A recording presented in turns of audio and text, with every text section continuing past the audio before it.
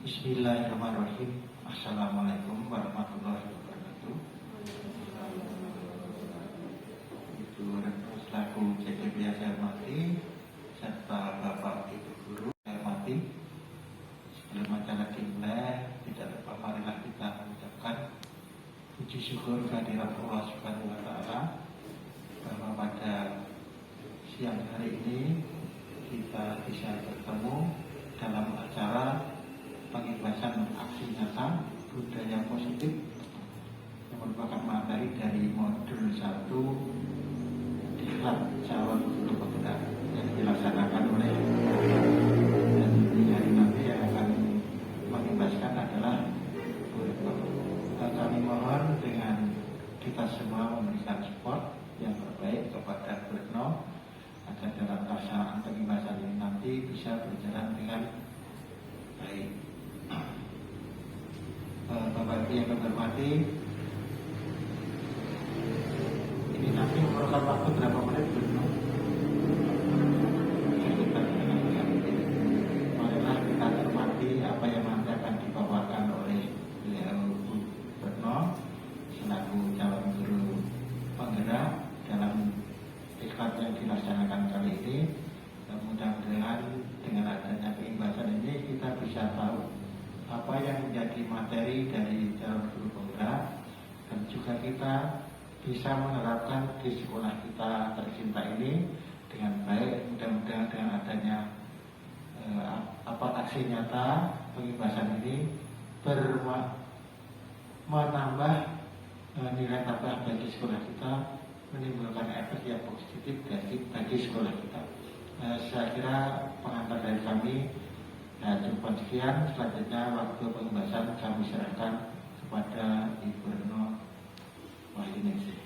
Mohon Bu, dari saya cukup sekian. Segala kekurangan kami mohon maaf. Akhirul kalam, wassalamualaikum warahmatullahi wabarakatuh.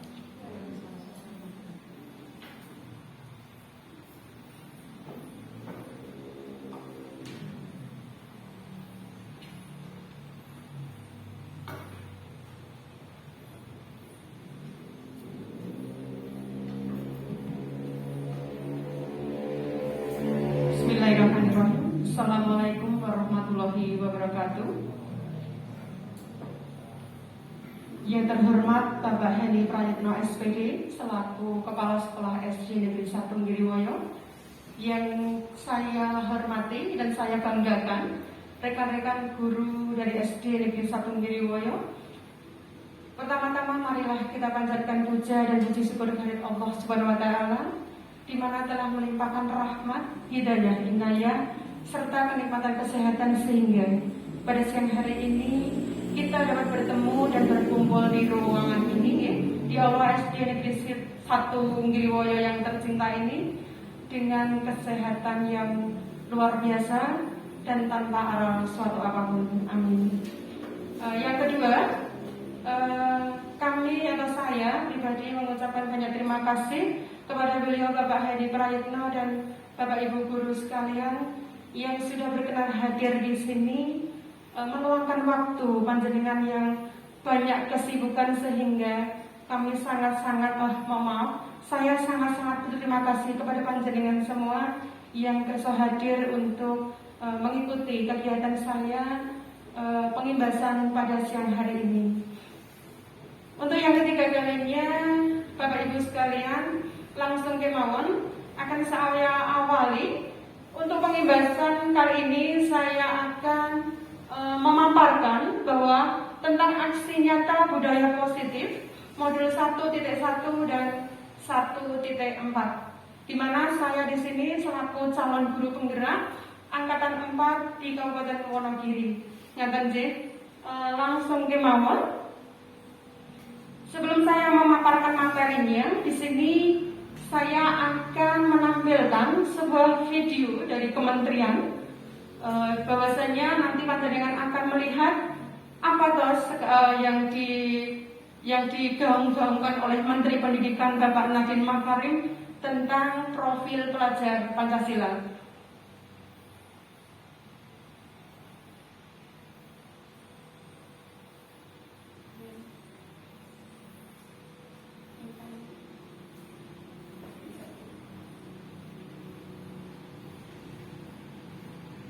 dalam rangka membentuk SDM unggul yang memiliki Ya, kita saksikan bersama apa yang terdapat di profil pelajar Pancasila. Ada 6 poin Bapak Ibu, nanti panjenengan cermati dan simak baik-baik tentang profil pelajar Pancasila. Kita aplikasikan dalam kehidupan sehari-hari sebagai pelajar sepanjang hayat. 1. Beriman, bertakwa kepada Tuhan Yang Maha Esa dan ya. 2. 3. Bernalar kritis. 4. Berkebinekaan global.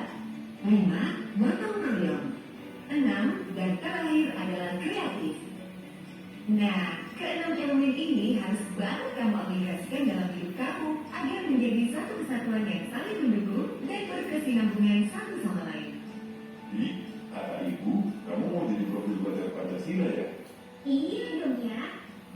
Berarti kamu tahu dong aspek untuk menjadi profil pelajar Pancasila.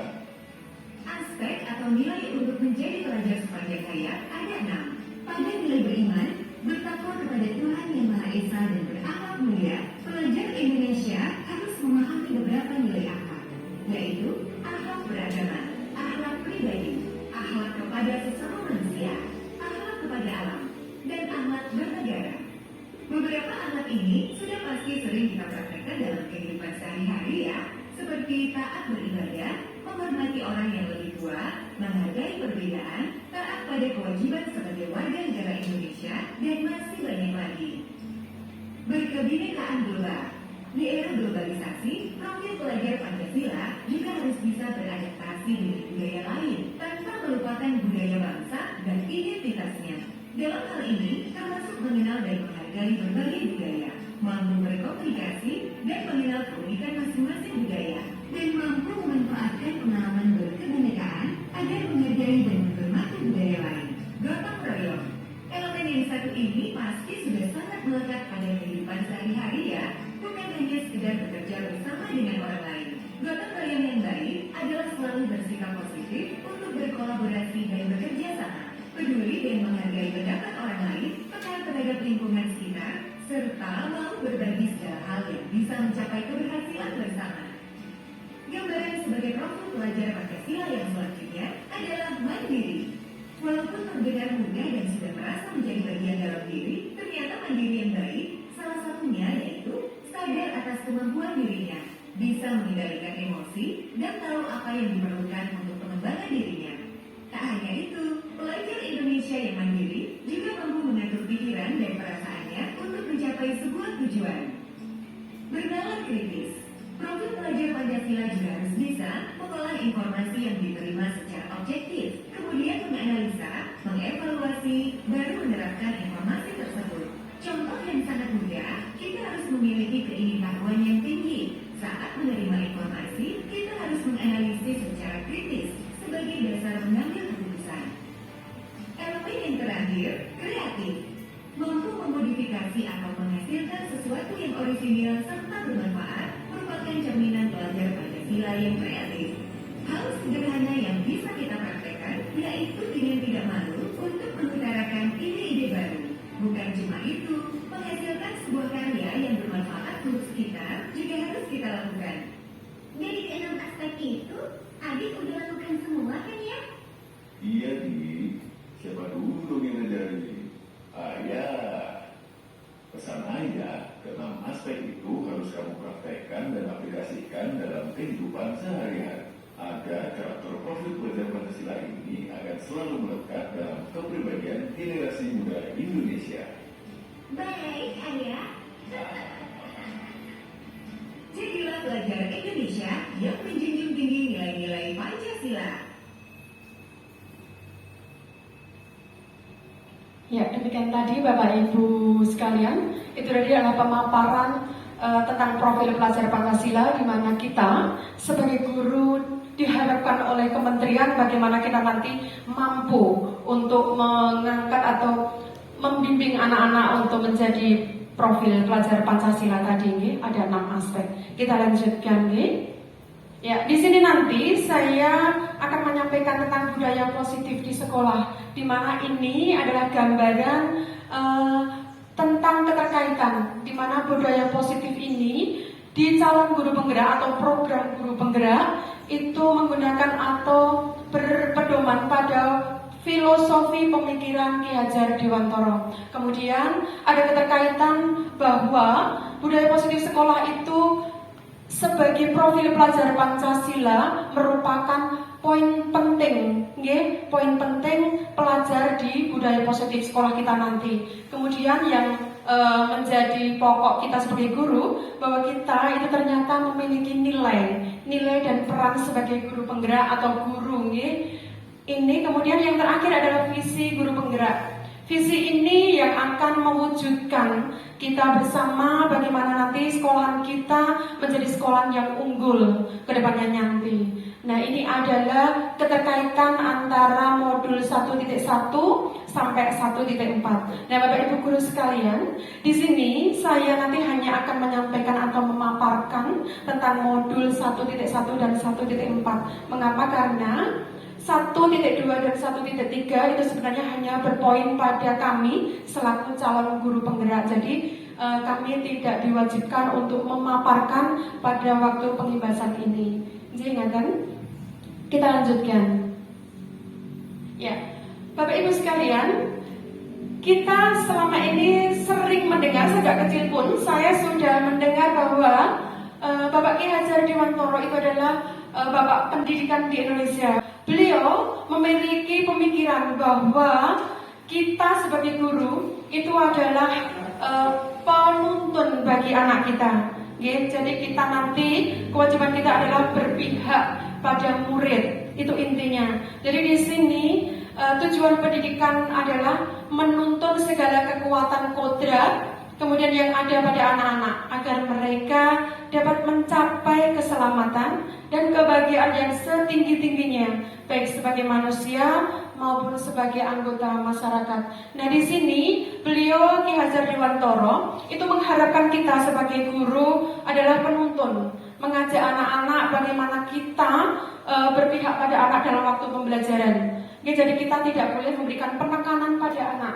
Intinya kita adalah menuntun anak-anak bagaimana mengajak kodratnya sebagai anak-anak untuk mencapai kebahagiaan setinggi-tingginya sebagai manusia maupun sebagai anggota masyarakat nantinya.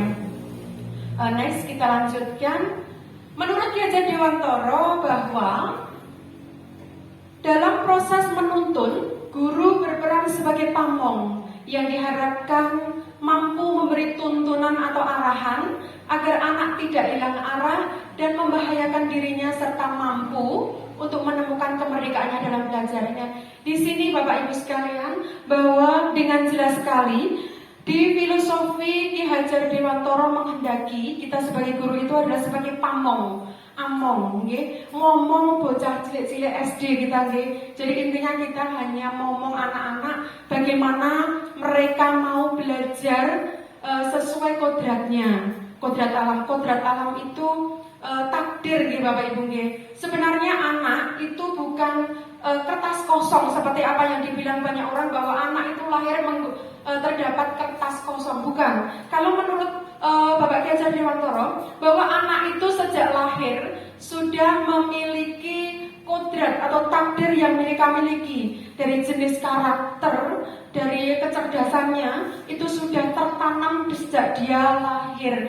Jadi ketika ada sebagian orang mengatakan bahwa anak itu lahir dengan kertas kosong, itu sangat-sangat salah sekali.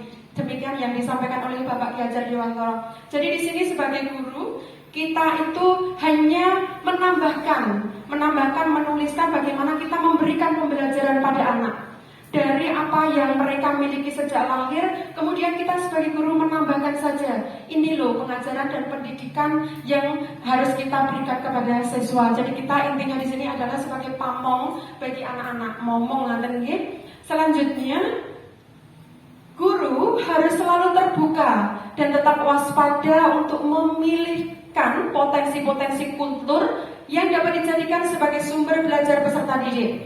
Di mana pada era abad 21 ini, guru harus terus bergerak, melihat dan mengikuti kodrat zaman yang terus berkembang. Nah, dari kalimat ini kita bisa melihat Bapak Ibu, di era 2021 tahun 2021 ini, abad 21, kita sebagai guru harus pandai-pandai memilih tentang potensi-potensi kultur atau potensi budaya yang dimiliki di Indonesia.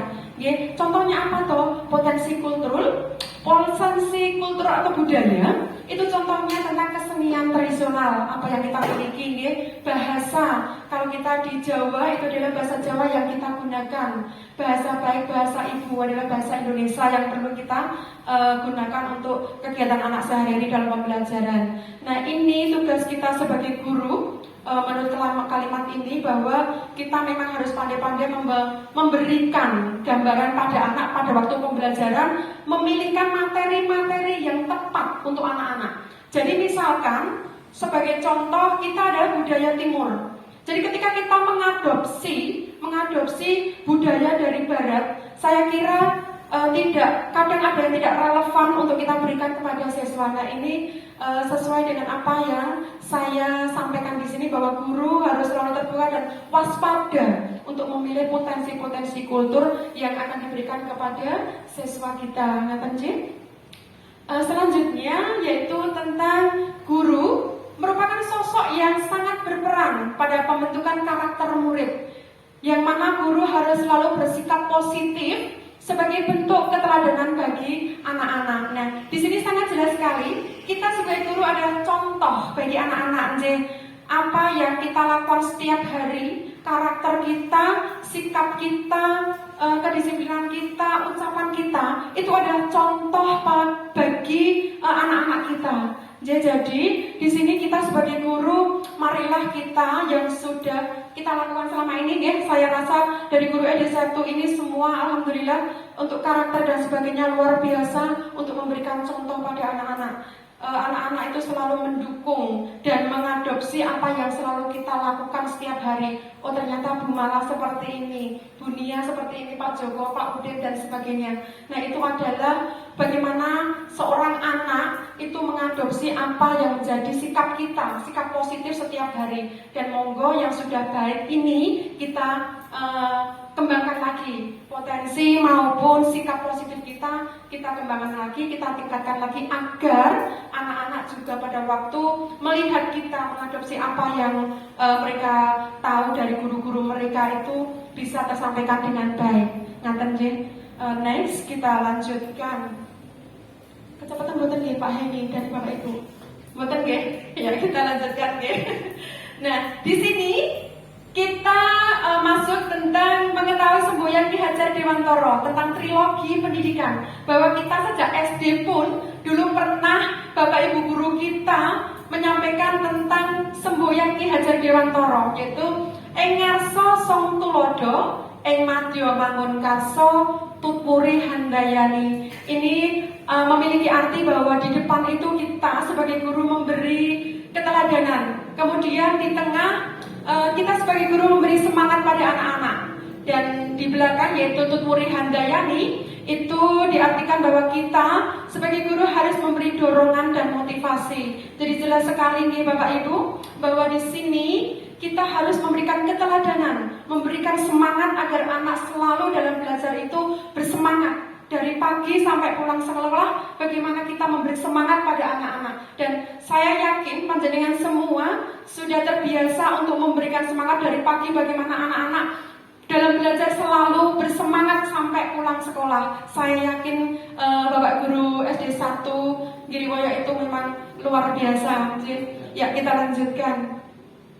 Ya, di sini tentang nilai dan peran guru penggerak. Nah, ini sebenarnya Bapak Ibu adalah termasuk modul 1.2. Sebenarnya ini tidak perlu kami paparkan dari P4TK, tidak perlu dipaparkan. Tapi kalau sebagai CGP menghendaki diizinkan. Nah, di sini sebenarnya adalah modul 1.2 di mana kami pada waktu diklat itu dibimbing dengan pembelajaran tentang nilai-nilai dan peran guru penggerak. Apakah nilai guru penggerak itu? Yang pertama, kita dituntut untuk mandiri. Bagaimana seorang guru penggerak harus mandiri? Mandiri yang bagaimana? Ketika kita sebagai guru di sekolahan, untuk mengembangkan potensi kita, untuk mengembangkan tupoksi kita. Jadi yang namanya mandiri, itu kita punya pemikiran sendiri. untuk berkembang tanpa menunggu perintah dari atasan kita. Itu yang namanya mandiri. Ya, kemudian reflektif, kolaboratif, inovatif, berpihak pada murid. Ini sangat jelas sekali. Reflektif, kolaboratif itu bagaimana kita mampu berkolaborasi dan mau berkolaborasi dengan teman guru atau rekan guru lainnya. Untuk inovatif ini sangat jelas sekali, panjenengan sudah tahu semua bagaimana kita belajar untuk inovatif, memunculkan hal-hal baru.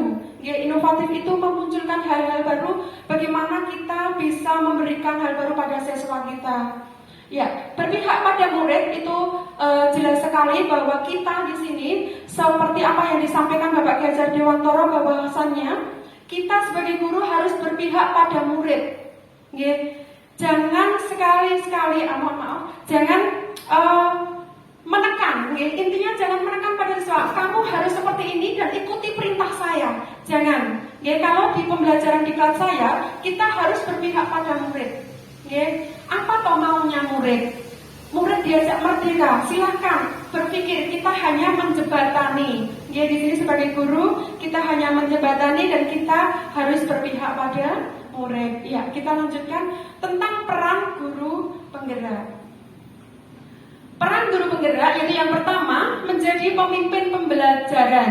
Nah, di sini jelas sekali bahwa kita sebagai guru adalah pemimpin pembelajaran. Kemudian yang kedua, menggerakkan komunitas praktisi. Ini maksudnya, contohnya sebagai contoh saja saya itu diharapkan dari CGP ini menggerakkan komunitas di sekolahan. Ya, seperti kita ketika ada masalah, kita berbagi, memutuskan bersama, kita sharing untuk memecahkan masalah itu. Ya, ini bagaimana saya diharapkan bisa menggerakkan Bapak Ibu guru untuk mengembangkan pendidikan di SD Negeri 1 Ngriwoyo ini. Kemudian yang ketiga, menjadi koats bagi guru lain. Nah, ini koats ini adalah contohnya saya ketika saya berdiri sini. Ini adalah contoh sebagai koats, memberikan sosialisasi atau pengibasan kepada panjenengan semua. Lanjut, mendorong kolaborasi antar guru. Ya, ini sama, kita berkolaborasi, bagaimana kita memotivasi, saling memotivasi antara teman satu dan teman yang lain. Kemudian yang terakhir, mewujudkan kepemimpinan murid. Ini panjenengan sudah tahu semua, kita lanjutkan. Ya, ini profil pelajar panjenengan yang sampun panjenengan bersani tadi, kita simak bersama. Lanjut ke mawon. Ya, kita masuk ke budaya positif.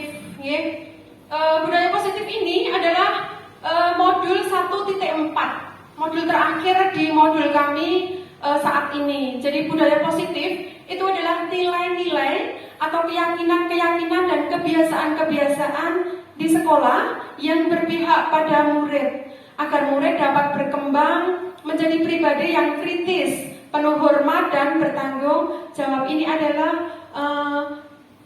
maksud dari budaya positif. Jadi budaya positif yang ada di sekolah kita itu adalah suatu keyakinan atau nilai-nilai atau kebiasaan yang sudah kita lakukan pada siswa kita atau peserta didik kita.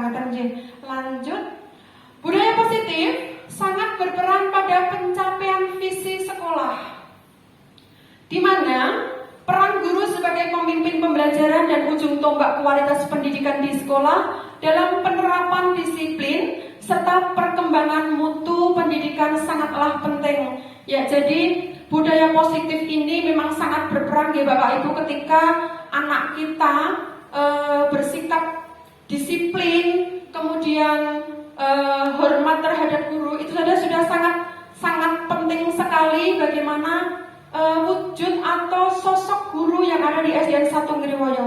Jadi ketika di luar sana ada masyarakat yang mengatakan, wah luar biasa, murid SD Siki ternyata bocah sopan-sopan. Ketika berbicara, ketika bersikap, itu anaknya sangat sopan sekali. Nah, ini yang menunjukkan bahwa budaya positif di sekolah itu adalah ujung tombaknya guru. Jadi ketika anak melihat apa yang keseharian kita dalam waktu pembelajaran, itulah yang akan muncul di masyarakat nanti. Jadi monggo ketika setiap hari kita memberikan pembelajaran pada siswa, bagaimana kita bersikap yang positif. Lanjut, guru sehingga dalam memberikan bimbingan maupun arahan kepada murid dari segi kepribadian, karakter, keyakinan, disiplin dan kompetensinya dapat tersampaikan dengan baik kepada murid. Nah, ini seperti apa yang saya sampaikan tadi, Cik, bahwa guru itu memang harus didasari pada diri kita dulu, ya, agar anak itu dalam melihat atau mengadopsi itu suatu hal yang positif, ya. Jadi karakter guru, sikap guru, keyakinan guru, dan semuanya yang ada pada diri kita ketika kita di sekolah maupun di depan anak-anak pada waktu pembelajaran, kita memberikan sesuatu hal yang positif, ya, karena apa yang kita lakukan, apa yang kita ucapkan selalu menjadi diadopsi oleh anak-anak kita. Nah, dan selanjutnya kita akan membahas tentang penerapan budaya positif di sekolah. Budaya positif di sekolah itu terbagi menjadi 5. Yang pertama, konsep disiplin dan 3 motivasi. Kemudian yang kedua, keyakinan dan kesepakatan kelas. Yang ketiga, pemenuhan kebutuhan dasar. Kemudian segitiga restitusi dan 5 posisi kontrol. Nah, jadi ini adalah 5 budaya positif di sekolah yang harus kita terapkan. Intinya apa? Konsep disiplin itu kan kita memang harus selalu menerapkan dari awal. Saya sendiri sebenarnya sudah selalu berusaha bagaimana saya harus disiplin, datang tepat waktu, terus masuk pada jam yang kita sepakati, pulang juga pada jam yang kita sepakati bersama. Nah, ini adalah konsep disiplin. Nah, saya di sini selaku guru penggerak selama ini sudah berusaha, dan semoga kita nantinya juga akan mampu melaksanakan bahwa kita sebagai guru harus disiplin. Kemudian 3 motivasi.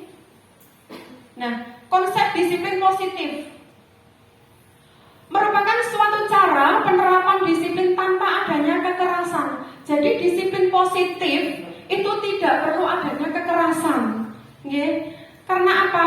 Karena kita sebagai guru memang harus selalu memberikan kasih sayang pada anak-anak. Penerapan disiplin tanpa adanya kekerasan, hukuman maupun ancaman yang dalam praktek keseharian melibatkan orang tua, guru, murid dalam berkomunikasi. Nah, di sini Bapak Ibu, kita pada waktu masuk semester 1 atau 2 atau awal semester itu kita sebenarnya diharapkan untuk membuat kesepakatan atau keyakinan bersama anak-anak yang disampaikan ke orang tua. Saya sudah mencoba untuk tahun-tahun yang lalu, saya belum mengadakan ini Pak Hendy, mohon maaf, karena saya baru ini mendapatkan. Jadi untuk tahun ini saya sudah mengaplikasikannya, bahwa saya sudah melakukan kesepakatan kelas dan kesepakatan kelompok, di mana di sini saya kemarin sudah mengajak anak-anak bagaimana anak mau berpikir, mengeluarkan pendapatnya, berani berpendapat untuk menyampaikan, Bu, saya ingin aja Bu, kesepakatan kita berangkat pagi itu tepat waktu. Ada anak yang seperti itu. Nah, ini sangat-sangat luar biasa. Ternyata anak itu menghendaki, tidak hanya saya yang menghendaki anak datang tepat waktu, tapi ternyata anak-anak juga. Kita buat kesepakatan tidak hanya untuk anak-anak Bu, katanya seperti itu, tapi kita buat kesepakatan terhadap gurunya juga. Bagaimana Bu Retno selalu datang tepat waktu Bu, terlambat saja sedikit ya Bu, katanya seperti itu. Nah, saya di sini sudah berusaha semaksimal mungkin bagaimana saya harus berdiri di depan kelas, di depan anak-anak, sesuai harapan anak-anak, datang tepat waktu dan pulang pun dia mohon atau diharapkan tepat waktu, begitu Cik. Kita lanjutkan, disiplin positif menanamkan 3 motivasi pada murid, yaitu untuk menjadi orang yang mereka inginkan dan menghargai diri sendiri dengan nilai-nilai yang mereka percaya. Menerapan disiplin pada anak yaitu dengan kita ajarkan pada mereka tentang konsekuensi dari perilaku mereka dan juga mengajarkan anak untuk lebih bertanggung jawab. Nah, di sini kemarin anak-anak saya beritahu tahu juga nggih, saya informasikan bagaimana kita menanamkan 3 motivasi ini pada murid. Jadi anak-anak apa tahu yang diinginkan. Saya sebagai guru harus berusaha mengikuti nggih apa yang diinginkan oleh anak-anak, dan saya pun, anak-anak pun mengharapkan apa yang saya lakukan seperti yang mereka harapkan. Kita lanjutkan. Ya, ini adalah contoh-contoh 3 motivasi perilaku manusia dalam penerapan disiplin, Bapak Ibu. Yang pertama, untuk menghindari ketidaknyamanan dan hukuman. Sebenarnya mereka sedang menghindari permasalahan yang mungkin muncul dan berpengaruh pada mereka secara fisik, psikologis, maupun tidak terpenuhinya kebutuhan mereka bila mereka tidak melakukan tindakan tersebut. Di sini Bapak Ibu, penjelasan ini menghendaki bahwa disiplin itu kita menghindari hukuman. Dulu Pak Hendy, saya memang pernah melakukan. Kalau anak tidak mengerjakan PR, itu saya pernah silakan keluar, kerjakan di luar sampai selesai. Itu dulu saya pernah lakukan Pak Hendy. Dan saya itu merasa, setelah saya mengikuti CGB, merasa sedih. Kenapa saya dulu seperti ini? Selalu menekan anak-anak. Kamu harus seperti ini, kamu harus disiplin dengan hukuman. Ternyata ini tidak benar. Jadi kita jangan memberikan hukuman pada anak. Dengan cara lain, bagaimana kita, jika anak melanggar disiplin, bagaimana kita mengarahkan, jangan diberi hukuman. Nah, yang kedua, untuk mendapatkan imbalan atau penghargaan dari orang lain. Orang dengan motivasi ini akan bertanya, apa yang akan saya dapatkan apabila saya melakukannya? Mereka juga melakukan sesuatu untuk mendapatkan hadiah, pengakuan atau imbalan. Ya, di sini Bapak Ibu, saya juga pernah melakukannya pada waktu itu saya mengajar kelas 4. Setiap akhir semester atau pembelajaran atau ulangan akhir semester, itu saya selalu memotivasi anak. Intinya saya tujuannya agar anak itu mau belajar, nilainya 100, banyak yang 100. Nanti kalau kalian mendapatkan nilai 100 pada 1 KD saja, saya kasih hadiah. Itu iming-iming saya pada waktu itu. Dan ternyata apa yang saya sampaikan ke anak-anak itu terwujud. Pada waktu kelas 4 saya mengajar kelas 4, itu anak-anak semester akhir nilainya banyak yang 100, sampai saya keluar uang 200 lebih Pak Heni. Tapi saya bersyukur sebenarnya anak-anak itu termotivasi dengan hadiah itu. Nah, ternyata dari apa yang saya lakukan itu ternyata tidak cukup baik untuk mereka. Karena apa? Karena anak-anak itu termotivasi dengan hadiahnya itu. Pada waktu saya tidak memberikan hadiah, ternyata anak-anak debu. Hadiahnya mana Bu? Saya ulangan dapat 100. Nah, ini ternyata yang tidak benar bagi seorang guru memberikan motivasi agar anak, tujuannya agar anak itu lebih berpotensi, lebih meningkatkan belajarnya dengan hadiah. Ternyata dengan hadiah inilah anak hanya mengharapkan potensi dia lebih meningkat dengan hadiah saja. Tapi kalau tidak hadiah, akan kendor lagi belajarnya, Bapak Ibu. Nah, ini yang kedua. Kemudian yang ketiga, untuk menjadi orang yang mereka inginkan dan menghargai diri sendiri dengan nilai-nilai yang mereka percaya. Ini adalah motivasi yang akan membuat seseorang memiliki disiplin positif karena memotivasi berperilakunya bersifat internal bukan eksternal. Nah, yang membedakan dari dua ini bahwa di sini yang ketiga ini menurut saya sangat bagus sekali nih Bapak Ibu. Karena apa? Karena ini anak merasa lebih rajin belajar, termotivasi karena dirinya sendiri, kemauannya. Jadi tidak ada imbalan atau hadiah apapun atau nanti kalau dihukum buretno, tidak. Tapi muncul tumbuh dari hatinya sendiri. Bagaimana anak-anak itu mau lebih giat belajar, meningkatkan potensinya, meningkatkan kecerdasannya.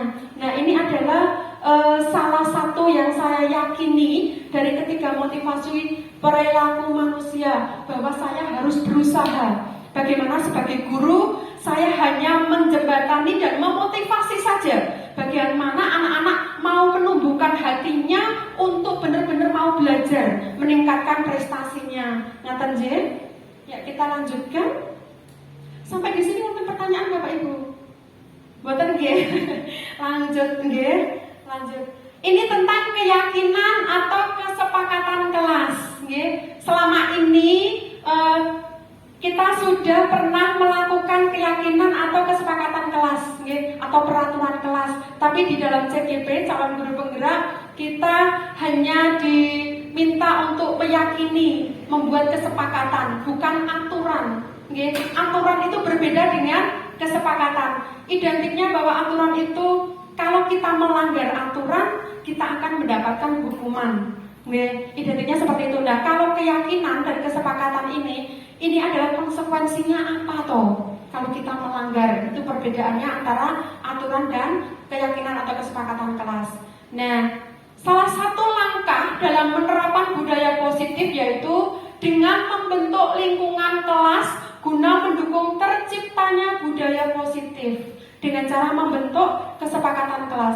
Ini sudah saya lakukan untuk semester awal kemarin Bapak Heni. Bahwasanya saya bersama anak-anak itu sudah membuat kesepakatan kelas. Yang pertama, anak-anak itu saya ajak, saya motivasi. Kalian mengharapkan atau apa impian kalian untuk kelas kalian?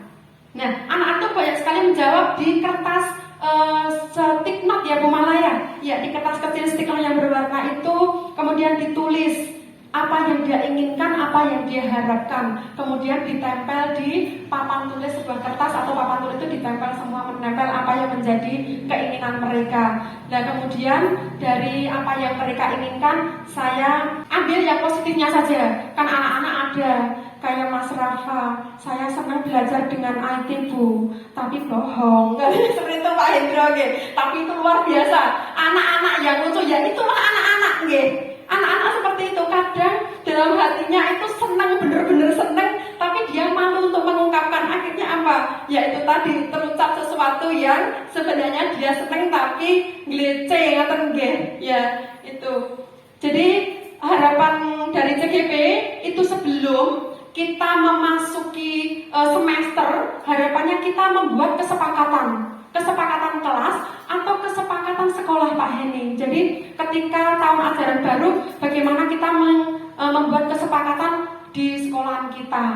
Dan selanjutnya adalah kesepakatan kelas tidak hanya berisi tentang harapan atau impian guru terhadap murid, akan tetapi juga harapan murid terhadap guru. Itu sudah saya sampaikan di depan tadi.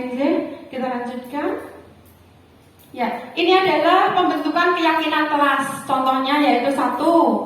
Keyakinan kelas bersifat lebih abstrak daripada peraturan yang lebih rinci dan konkret.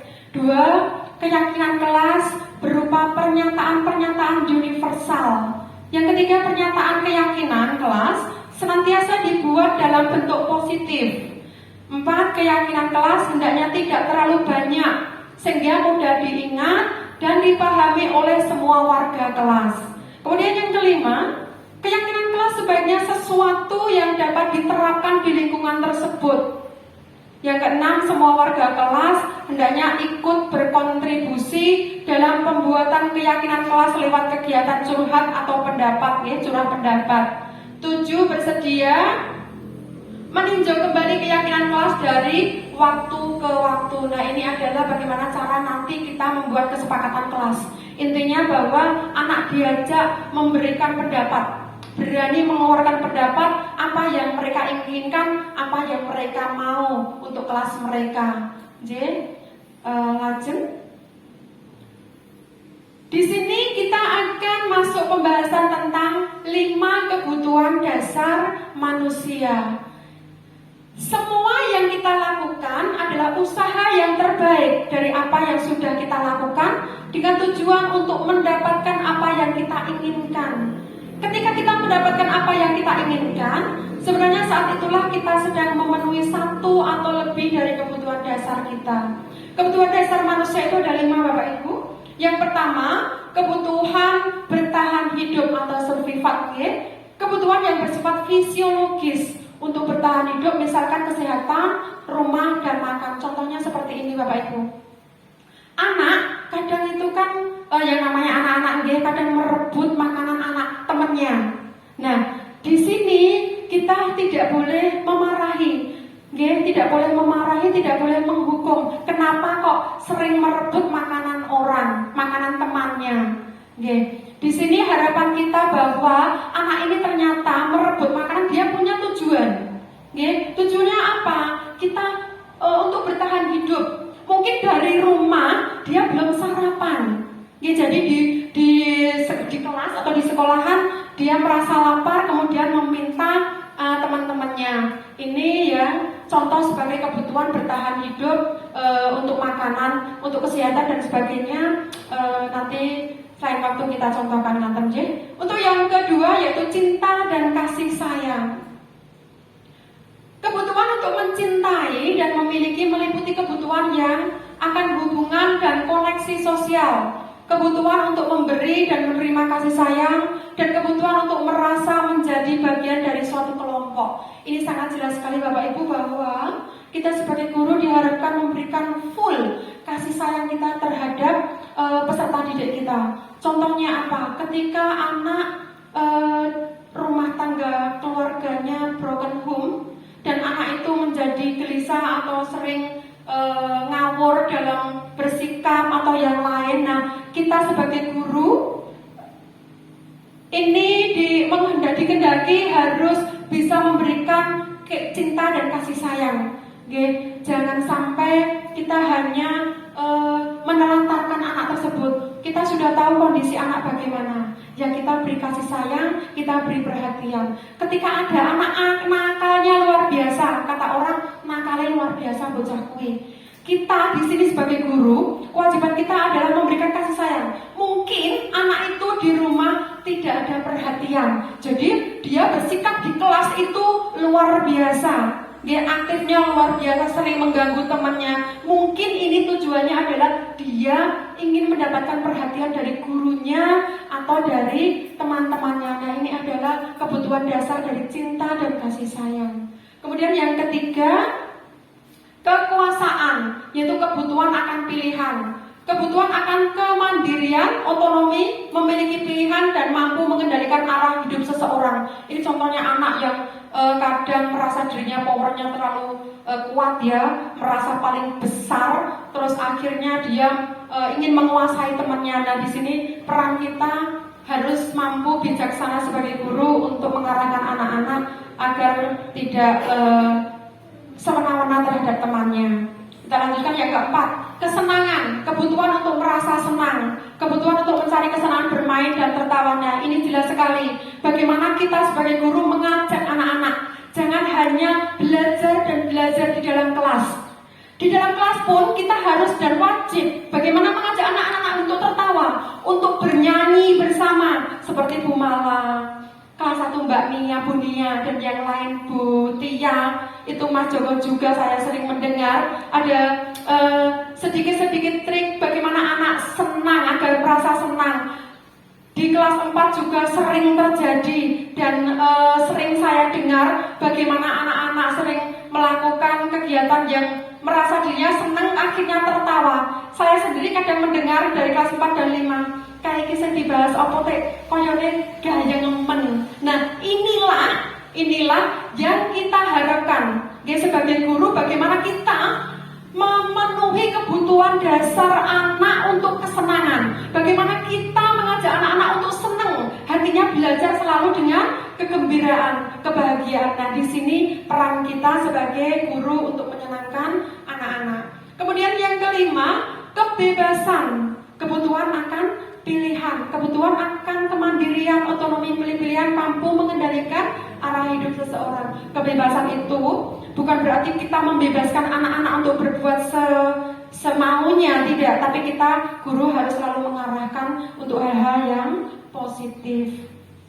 Lanjut, guru perlu meninjau kembali penerapan disiplin di dalam ruang kelas kita selama ini. Apakah sudah efektif? Apakah berpusat memerdekakan dan memandirikan murid? Nah, di sini dari kalimat ini ada 5 posisi kontrol untuk mendisiplinkan siswa atau murid.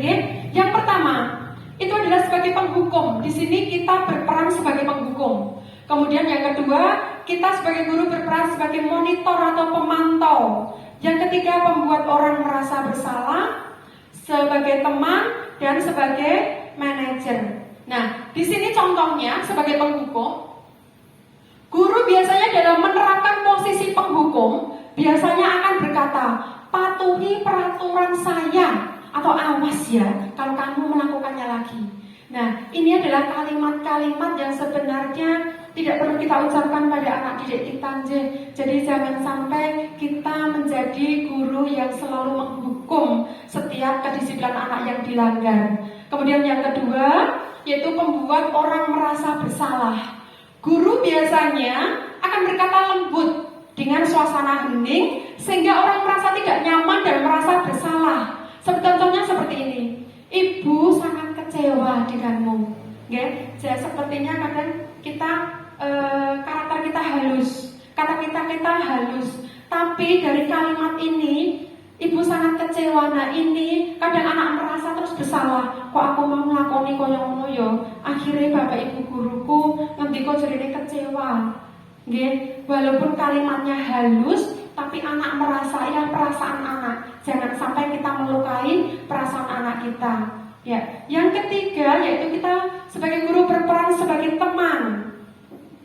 Guru memposisikan tidak menyakiti murid tapi menggunakan hubungan baik dan humor. Contoh berkata, ayo bantulah demi ibu ya. Ini adalah contoh-contoh perkataan atau kalimat bagaimana kita sebagai guru berperan sebagai teman. Oke, kita sering Bapak Ibu guru, kita sering melakukan hal ini. Saya pun kadang juga melakukan sebagai teman karena mereka kelas 6 itu saya anggap sudah remaja. Jadi bagaimana saya harus bersikap mengikuti dia, karakter mereka. Untuk yang keempat adalah memantau atau monitor. Di sini posisi guru mengawasi dengan menggunakan peraturan dan konsekuensi. Peraturan apa? Apa yang kamu lakukan? Kamu melakukan kesalahan contohnya. Kamu hari ini tidak menggunakan sepatu hitam. Tapi guru tidak memberikan kesempatan pada anak untuk memberikan alasan. Dia sebagai guru selalu memantau, kowe nganggone apa hari ini? Besok nganggone iki ora nganggo, hari ini orang bawa buku. Nah, inilah yang dinamakan pemantau. Bagaimana seorang guru selalu mengawasi. Ya ini kasihan sekali nggih. Jangan sampai setiap hari kita awasi, bocah kae sepatune ora ireng. Lihat dina meleh orang betul buku. Jangan sampai seperti itu nggih. Kasihan ya. Ya, untuk yang kelima, yang terakhir untuk 5 posisi kontrol yaitu manajer. Di sini kita diharapkan bisa dan mampu untuk menjadi seorang manajer. Di sini guru mempersilahkan murid untuk bertanggung jawab dan memperbaiki kesalahannya dengan mencari solusi sendiri agar lebih mandiri. Nah, di sini peran kita sebagai guru, sebagai manajer itu sangat jelas sekali. Jadi kita tidak langsung menekan atau memberikan hukuman ketika anak melanggar disiplin atau peraturan kita. Jadi kita berikan kesempatan pada anak.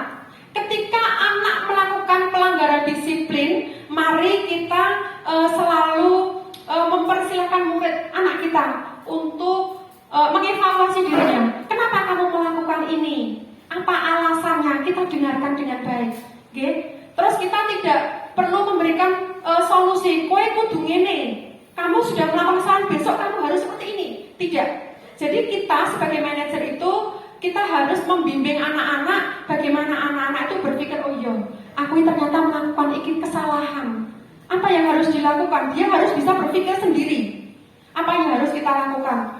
Kita harus mencari solusinya sendiri. Nah, untuk kelas atas 4, 5, 6 saya rasa ini sangat dibutuhkan sekali bagaimana kita sebagai manajer anak-anak bisa berpikir untuk menyelesaikan masalahnya sendiri, memberikan solusi apa yang perlu dia lakukan untuk perbaiki kesalahannya.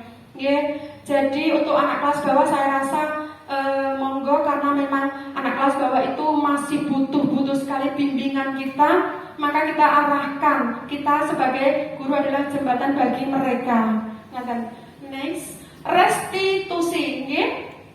Restitusi merupakan sebuah proses menciptakan kondisi bagi murid untuk memperbaiki kesalahan mereka, sehingga mereka bisa kembali pada kelompok mereka dengan karakter yang lebih kuat, ya ini adalah menurut Gosen tahun 2004. Ciri restitusi yaitu sebuah penawaran, bukan paksaan di dalam memperbaiki kesalahan. Ya, ini adalah segitiga restitusi Bapak Ibu.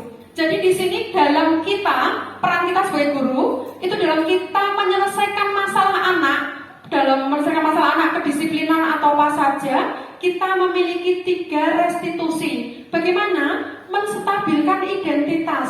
Setiap orang pasti pernah melakukan kesalahan. Jadi ini adalah kalimat-kalimat yang sekiranya pas untuk kita mengajak anak-anak untuk berpikir untuk memperbaiki kesalahannya. Setiap orang pasti pernah melakukan kesalahan, nak. Kamu bukan satu-satunya yang pernah melakukan ini dengan tes ini, Jadi intinya di sini bahwa menstabilkan identitas itu kita berperan sebagai guru, memberikan ucapan bagaimana anak dimotivasi. Kamu sebenarnya bukan yang selama ini selalu melakukan kesalahan, tidak. Jadi anak itu tidak merasa selalu bersalah. Karena apa? Karena semua anak itu pada dasarnya sering dan pasti melakukan kesalahan. Jadi di sini bagaimana kita berperan menstabilkan identitas. Jadi anak itu tidak merasa tertekan atau sedih, begitu. Kemudian yang kedua itu bagaimana kita memvalidasi tindakan yang salah. Kamu tentu punya alasan mengapa melakukan seperti ini. Adakah cara yang lebih efektif untuk mendapatkan apa yang kamu butuhkan? Jadi di sini memvalidasi tindakan itu, anak ketika melakukan kesalahan, kita tanya baik-baik, alasannya apa? Mengapa kamu melakukannya ini? Jadi anak itu biarkan berpendapat. Ini loh Bu, saya melakukan ini karena ini. Biasanya anak seperti itu. Nah di sini peran kita wajib untuk memvalidasi tindakan dengan cara menanyakan alasannya apa. Kenapa kamu melakukan ini? Apa yang kamu butuhkan sebenarnya, Tona? Kenapa kamu melakukan ini? Apa yang kamu butuhkan? Itu Yang ketiga yaitu menanyakan keyakinan kelas. Keyakinan kelas apa yang sudah kita sepakati? Kamu ingin menjadi orang seperti apa? Nah di sini pertanyaan-pertanyaan ketika anak melakukan kesalahan kemudian kita mendisiplinkannya itu dengan pertanyaan seperti ini. Keyakinan apa yang sudah kita sepakati? Jadi ketika anak membuat kesalahan, contohnya kemarin kelas 6 Bapak Ibu, dia ada anak yang melakukan kesalahan, selalu duduk di atas meja. Ada 1-2 anak ketika saya masuk ruang kelas itu, duduknya di atas meja. Ini saya selalu memberikan pertanyaan pada anak itu. Apakah kamu tahu bahwa duduk di atas meja itu sudah benar? Dia tahu, ternyata tidak benar. Dia tahu bahwa dia di atas meja itu, duduk di atas meja itu tidak sopan, dia tahu. Nah, di sini saya kemudian menanyakan dengan keyakinan kita. Kita kan sudah membuat keyakinan, kita sudah membuat keyakinan bahwa kita harus bersikap sopan santun ketika di dalam ruangan kelas maupun di luar kelas. Nah, di sini adalah kalimat-kalimat bagaimana kita mengingatkan pada anak bahwa ketika anak melakukan pelanggaran disiplin, kita ingatkan apa tuh keyakinan kita. Kita datang tepat waktu, Bu, keyakinan kita. Tapi kenapa kamu datangnya terlambat? Kita selalu menanyakan seperti itu. Nah dia punya alasan, Bu, karena saya tadi bangunnya kesinian, ibu saya sudah berangkat bekerja, misalkan seperti itu. Lanjutnya, ini Bapak Ibu, ini adalah contoh dari budaya positif yang sudah saya lakukan di kelas saya. Nah, budaya positif yang pernah saya lakukan dan saat ini saya lakukan pada anak-anak itu adalah piket kelas sebelum dan sesudah pembelajaran. Ketika awal pembelajaran, anak-anak saya tanpa saya suruh pun sekarang sudah berusaha untuk mentaati budaya positif yang kita tanamkan selama ini. Kesepakatan kita bahwa kita membuat ruangan kelas kita adalah ruangan yang selalu nyaman. Jadi ini adalah kegiatan anak-anak ketika piket kelas sebelum dan sesudah pembelajaran. Dan ini juga Bapak Ibu, kita juga sudah sering panjenengan semua melakukan berdoa bersama ketika mengawali pembelajaran dan mengakhiri pembelajaran. Dan saya sangat senang sekali ketika panjenengan semua pada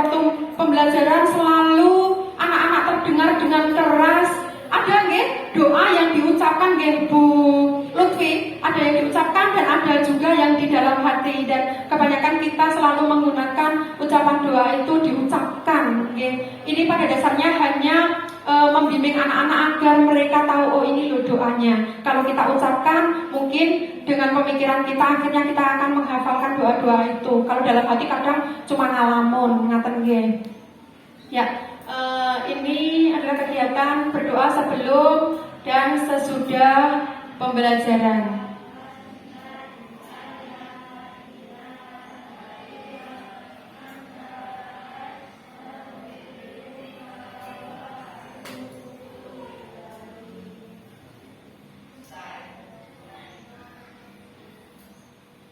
Ya, kita lanjutkan. Ini adalah contoh-contoh budaya positif yang sudah kita laksanakan, Bapak Ibu. Di SDN 1 Giriwoyo, kita sudah melaksanakan budaya positif salat duha bersama. Bu Lutfi. Nah, ini monggo kita kembangkan kembali, kita ajak kembali anak-anak untuk menggiatkan budaya positif sholat duha bersama. Bagaimana anak-anak meningkatkan religiusitas mereka, agar keimanan terus karakter mereka terbimbing kembali dengan cara budaya positif ini, sholat duha bersama. Monggo kita kembali galakkan untuk sholat bersama duha atau sholat pulang jamaah itu.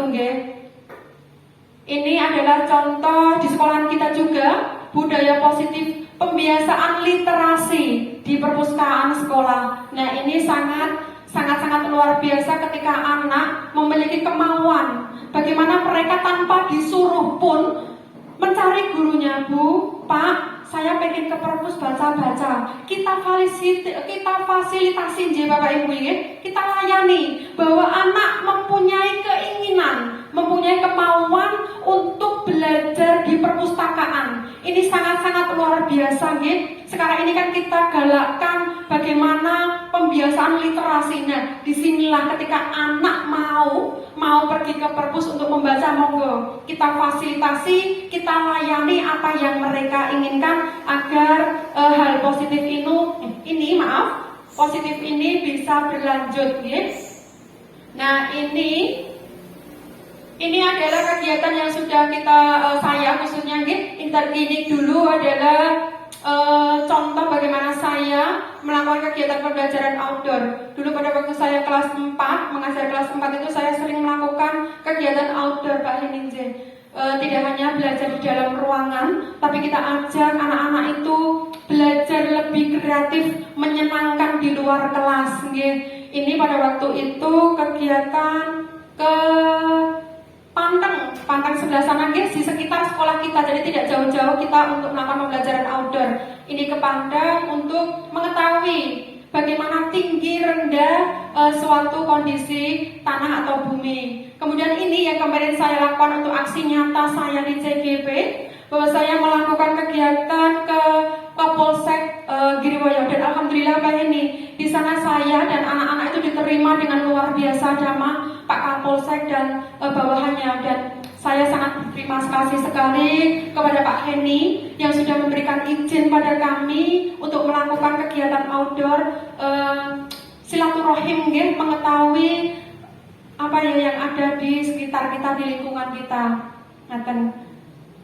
Nah, ini adalah budaya positif membuat kesepakatan, menggunakan aplikasi Canva. Monggo Bapak Ibu, aplikasi Canva itu sangat luar biasa, membuat kita lebih kreatif, lebih inovatif. Nah, ini juga saya buat menggunakan Canva. PPT ini menggunakan Canva. Alhamdulillah dengan CGP ini saya mampu dan bisa akhirnya, karena memang dipaksa harus bisa. Kalau kita tidak dipaksa untuk bisa, kita tidak akan melakukannya. Karena apa? Karena kita merasa sudah nyaman. Ngapain juga pusing-pusing gawe koyong ini nempel-nempel ke. Nah, itu jadi saya harapkan Bapak Ibu monggo untuk lebih kreatif lagi dalam menggunakan pembelajaran. saged menggunakan Jamboard untuk pembelajaran atau menggunakan Canva atau KineMaster, banyak sekali aplikasi yang bisa mendukung kita dalam pembelajaran. Nggih, monggo nanti kita bisa belajar bersama untuk ini. Saya juga baru pemula nggih. Dulu Bu Mala, Bu Nia, Pak Joko juga sudah pernah melakukan ini, ikut diklat ya, pelatihan-pelatihan seperti ini. Nah, ini saya otodidak, alhamdulillah, karena kerja keras saya akhirnya saya mampu untuk membuat PPT ataupun pembelajaran dari Canva agar lebih menarik. Nah, ini adalah contoh kesepakatan yang saya lakukan Pak Hendy kemarin untuk semester 2 tahun ini, bahwa yang pertama, anak itu berpakaian rapi, memasukkan baju dan bermasker. Kemudian kesepakatan anak-anak hadir tepat waktu. Yang ketiga, menghargai guru dan teman. Yang keempat, menjaga kebersihan kelas. Dan kelima, berkata dan bersikap sopan pada guru dan teman. Ini adalah kesepakatan kami yang kami buat bersama anak-anak di semester 2 kemarin. Alhamdulillah, anak-anak sekarang berbeda dengan anak-anak pada waktu semester 1 Pak Hendy. Jadi semester 1 itu memang karena PJJ lama tidak bertemu, akhirnya pada waktu pembelajaran PTM itu banyak anak yang bersikapnya luar biasa.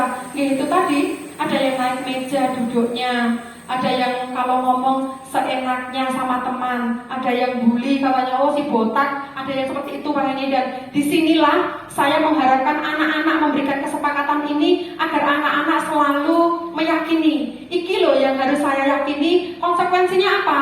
Nah, itu nanti kita buat bersama di kelas nanti ya Bapak Ibu. Ya, ini adalah ujung dari pembahasan saya pada siang hari ini. Alhamdulillah, ini yang terakhir bahwa guru bergerak Indonesia maju. Jadi monggo Bapak Ibu sekalian, bagaimana kita bergerak mulai dari awal, bareng-bareng berkolaborasi mewujudkan transformasi pendidikan khususnya di Kecamatan Giriwoyo. Ngaten. Nah, dari sini berakhirnya pembahasan saya. Saya sangat berterima kasih sekali pada panjenengan semua yang sudah meluangkan waktunya mendengarkan dan menyaksikan apa yang sudah saya paparkan di sini. Semoga apa yang saya paparkan di sini, saya imbaskan panjenengan itu bermanfaat pada panjenengan dan kita semua untuk merubah, untuk lebih, untuk meningkatkan kembali bagaimana peran kita sebagai guru, bagaimana sekolah kita lebih maju, dikenal di Kecamatan Giriwoyo seperti tahun-tahun yang lalu yang luar biasa. Ngantar Pak Hendy, cukup sekian dari saya, atau mungkin ada tanggapan dari rekan-rekan semua ngantar? Betul nggih? Alhamdulillah, berarti saya sudah selesai menyampaikan apa yang menjadi tugas saya di sini. Kalau ada kata, tutur kata dan sikap saya yang tidak berkenan di hati panjenengan semua, saya mohon maaf yang sebesar-besarnya. Dari saya cukup sekian. Akhir kata, wabillahi taufik wal hidayah wa ridho wal inayah. Wassalamualaikum warahmatullahi wabarakatuh. Matur suwun.